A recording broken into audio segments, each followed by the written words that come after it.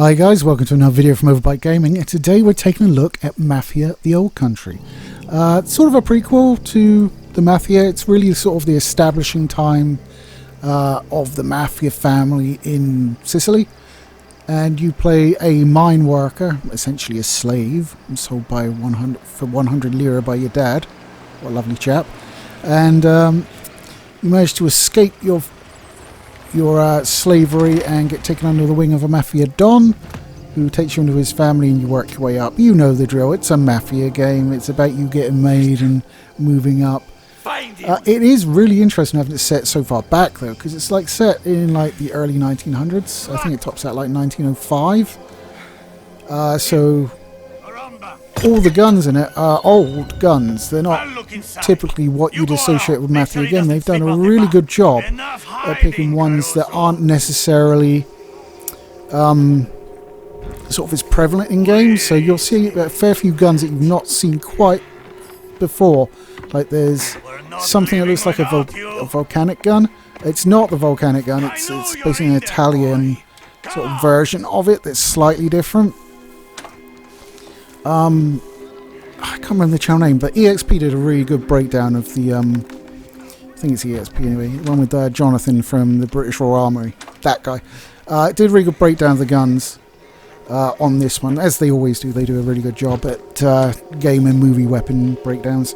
So go check that out if you're more into the guns, because I know a little bit about guns, but not a great deal, and not a great deal about period guns. It doesn't help not being able to like buy them in this country. That kind of like makes finding out about guns a little bit more tricky. But who would trust me with a gun, for fuck's sake? Oh well. So yes, you play Enzo, as I said, a mine worker. You're seeing footage from the first mission of the game. Not really the opening of the game, because the opening is basically you running about a cave for like 20 minutes. And I figured, let's show you a bit of the Sicilian countryside, which is realised really well. It looks very nice indeed. Most of the characters look really good as well. There's the occasional sort of animation hiccup going on, but for the most part they look pretty much the best they've looked in the Mafia series. It is a bit strange to not have all the trappings of the mafioso, but there's allusions to it, like you have contacts in Empire City in America, where the other games are set, or at least two of the other games. So it's good, you know. It's noticeably Mafia, which has its pluses and its minuses. Now, I really like the story. I'm not going to go in because it's obviously full of twists and turns. One thing I will say though is about half an hour to 40 minutes before the end of the game, one of the characters does something, and it just signposts the end of the game so heavily. I was just like, okay, now I know what happens. Thanks. I won't tell you any more than that, because it's such an obvious thing that you would work it out. But that sort of like made me a little bit annoyed. But outside of that, I really enjoyed the story. The characters are all likable. You don't really interact as much with the Don as you do in previous games. For him, you're just like another employee for most of the time, until you sort of really sort of get in his good graces, and then by the time you sort of get in his good graces, it's almost game end time. And I'm sure you can imagine game end time in a Mafia game doesn't usually go very well. But there you are. The gameplay is not quite as sneak heavy as Mafia 3 was, but you are still a beast in stealth. You have an ability to hear and have vague outlines, sort of in the Last of Us sort of fashion, to sneak around and get behind people. The knives are a really big thing. There's 3 different types. You have a stiletto. I can't remember the other 2 names, but they're sort of Italian. But you sort of have one that you can use is in combat for a takedown. The other one has more durability, stuff like that. And there's various different versions of each type that you can buy. The guns, you have obviously a pistol slot and a long sort of gun slot. And you can have different types of things. So you can have like a sawn-off shotty in your pistol slot. You can have a rifle or a shotgun. No machine guns or anything like that. Just rifles and shotguns. You get better ones. The shotguns are mostly like side-by-side, double barrels, but there is a pump in the game that you can get, and it is an early version pump, so yay. And a couple of weapon types are imported from America as well, from your contacts in Empire City, which opens up later in the game, and you can purchase those and use them. So that's all very good, and obviously you've got clothing options that you can purchase and use. There's a lot. It's not really an open world game, I would say. Yes, you can ride around Sicily. For the most part, you can sort of go where you want. But it is mission based, so each chapter of the game is a mission. So it's like, go here, do this, and then you might get like stuff to do after that until the end of the chapter, sort of thing. So if you're just playing the game, you probably won't really take advantage of the open world. I mean, it is a good looking world, but it's the Italian islands, so it's like, you tell your boss. What is there really to do? I mean, there are a few bits and bobs that you can go and find. There's collectibles, stuff like that, but it's not a hugely compelling reason to go and explore, Sicily. See, this is the part where I'm kind of like, because a lot of the stuff you can upgrade. Horses and cars. You have horses and cars. You start off with a horse, and then you get a car. I actually find the horses easier to control for some reason. I don't know why. Probably because the cars are all old. I have heard people say they really found the car handling enjoyable. Less so for me, but I mean, I suppose it is realistic to the period nature of the cars. You wouldn't expect them to stop on a dime or anything like that, so there's that. And of course you can spend money upgrading your horse, getting different tack for it, and that goes to the cars as well. But because it's so sort of mission based, and although you can upgrade most of the stuff at the Don's Villa, where you're bedding down essentially, there's another place where you can buy stuff that's not available. Like you have a rosary, and you can put different charms on it and different beads, which give you different passive benefits in game. And you can upgrade it, so you can put more beads and charms on it, which was great. The other place you can do that is in this guy's shop, though, and he is, I wouldn't say he's out of the way, but you do need to specifically go to him. And because all of the chapters are mission based, you tend to just take off on the mission and completely forget to do that. I didn't actually upgrade my rosary once in my playthrough. So there's that. As I said, the knives have a very large part in the game. The knife combat is pretty simplistic, but it's nothing we haven't seen before. You get a parry key, a dodge key, heavy attack on the right mouse, light attack on the left mouse, this sort of stuff. A lot of the boss fights, because you do sort of fight sort of the higher level sort of other family mafiosos, and that's generally done via knife fight. And you'll recognise when it's coming up, because you do very much sort of enter a place that looks like an arena, and you're like, here comes my knife fight, and you do it. It's fine though. The knife fighting it's not the most in-depth thing, but it's absolutely serviceable, and I had enough fun doing it that it didn't annoy me by the end of the game.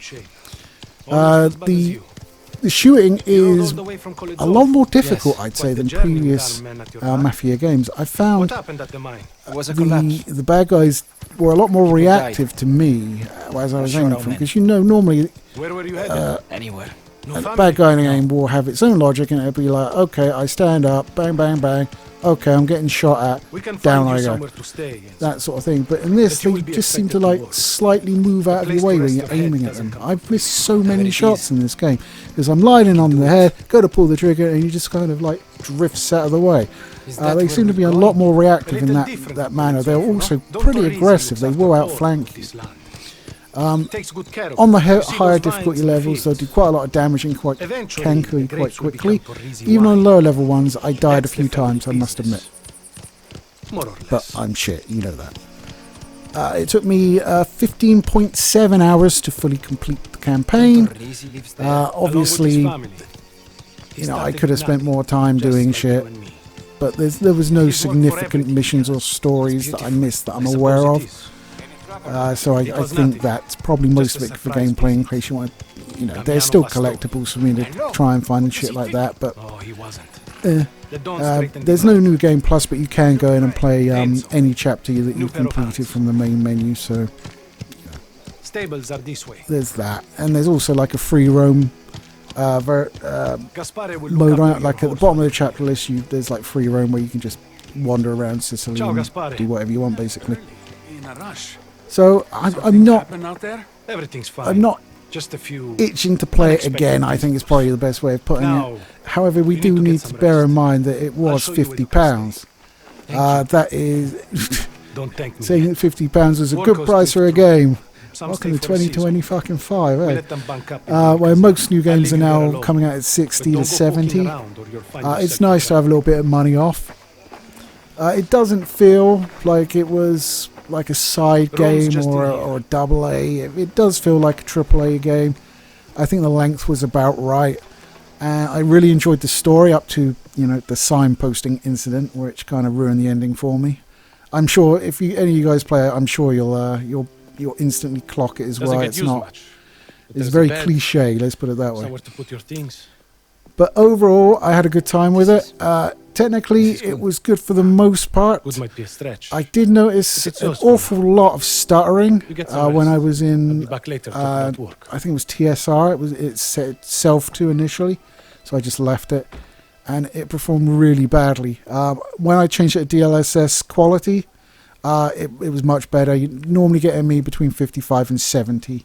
I think was about where it was most of the time.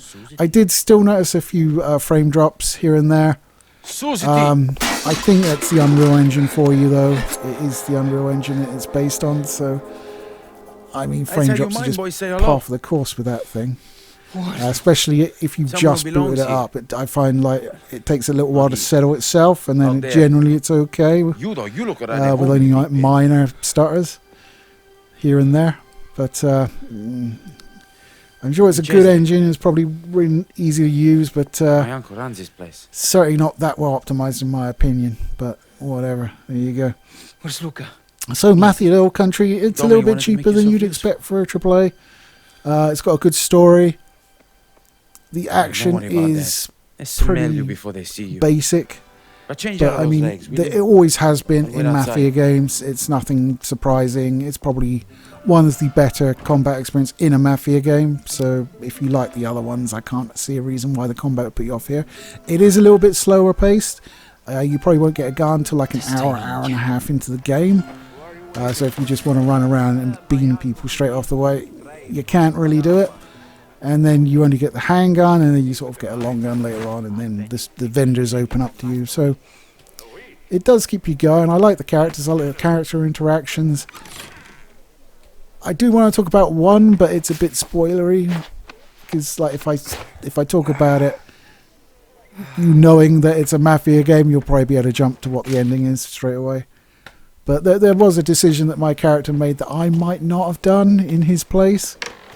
But I mean, it was kind of intrinsic to the story, so you kind of got to let them off. It's the story they wanted to tell, not my story, so there you go. And for the most part, it's fine.